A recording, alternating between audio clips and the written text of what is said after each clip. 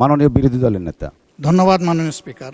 আমি সম্মান রেখেই মাননীয় চিফ হুইপের প্রতি বলতে বাধ্য হচ্ছি। 15 তারিখের অধিবেশনে পয়েন্ট অফ অর্ডারে দাঁড়িয়ে আমি অতি জনগুরুত্বপূর্ণ একটি বিষয় উত্থাপন করেছিলাম।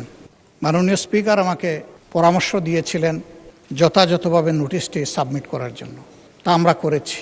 আমি মহান সংসদে আপনার মাধ্যমে এই নোটিশটি উত্থাপন করলাম। নোটিশের বিষয় হচ্ছে জুলাই জাতীয় সনদ সংবিধান সংস্কার বাস্তবায়ন আদেশ 2025, যেটা আদেশ নম্বর 1 এর অনুচ্ছেদ 10 অনুযায়ী সংবিধান সংস্কার পরিষদের অধিবেশন আহ্বান প্রসঙ্গে। নোটিশে বিস্তারিত লেখা আছে।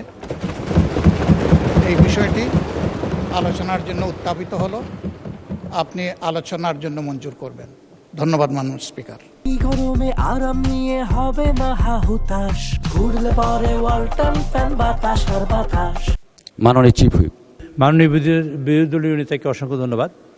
বিষয়টি এরকমের যে মাননীয় স্পিকার, আপনি সবসময় সংসদে যে অর্ডার্স অফ দ্য ডে অনুযায়ী তারকা চিহ্নিত প্রশ্ন এবং 71 বিধি, এটা শেষ হওয়ার পরেই আমরা যে কোনো বিষয়ে আলোচনা উত্থাপন করব।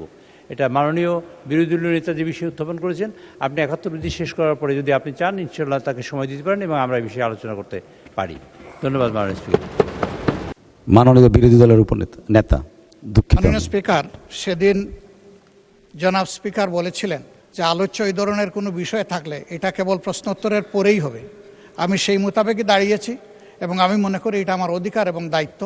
আমি বিশ্বাস করি এটা আপনি এইভাবেই গ্রহণ করবেন। ধন্যবাদ আপনাকে। মাননীয় স্বরাষ্ট্রমন্ত্রী মহোদয়। মাননীয় স্পিকার, আপনাকে ধন্যবাদ।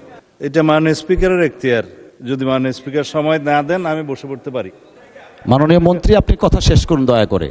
না, আপনি অনুমতি না দিলে, this is my point of order. যদি আপনি পয়েন্ট অফ অর্ডারটা ফর্মুলেট না, মাননীয় মন্ত্রী, আপনার কথা শেষ করুন দয়া করে। দাঁড়া করেও রাখতে পারেন, ইটস ইউর রাইট। আমার বলছেন আপনি। মাননীয় মন্ত্রী, আপনার বক্তব্য শেষ করুন দয়া করে। আপনি দয়া করে মাননীয় বিরোধী দলীয় নেতা একটা প্রস্তাব উত্থাপন করেছেন আলোচনার জন্য, যেটা মাননীয় স্পিকার বিগত দিনে ওনাকে অনুরোধ করেছিলেন আপনি বিধি মোতাবেক নোটিশ উপস্থাপন দেন, আমরা বিধি মোতাবেক আলোচনার জন্য আপনাকে সময় দেব।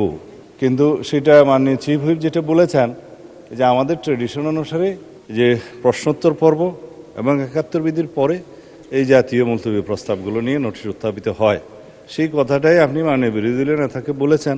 এখানে আমার মনে হয় না কোনো অধিকার ক্ষুণ্ণ হয়েছে।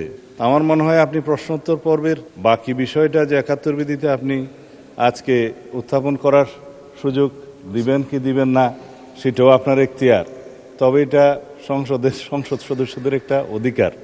তো এরপরে যদি মাননীয় বিরোধী দলীয় নেতা তার নোটিশের প্রস্তাবটা উত্থাপন করেন, তার এগেনস্টে হয়তো আমাদেরও 2-4 কথা বলার থাকতে পারে, সেটা আমরা পয়েন্ট অফ অর্ডার ফর্মুলেট করেই বলবো। তো সুতরাং আপনি বিধি মোতাবেক এগিয়ে যান। আমিও আপনাকে অনুরোধ করবো আপনার মাধ্যমে যেভাবে আপনি অর্ডার অফ দি ডেটা পরিচালনা করতে চাচ্ছেন, দয়া করে সেভাবে যান, আদার মেম্বার্সদের রাইটটাও প্রোটেক্টেড হয়। ধন্যবাদ মাননীয় স্পিকার।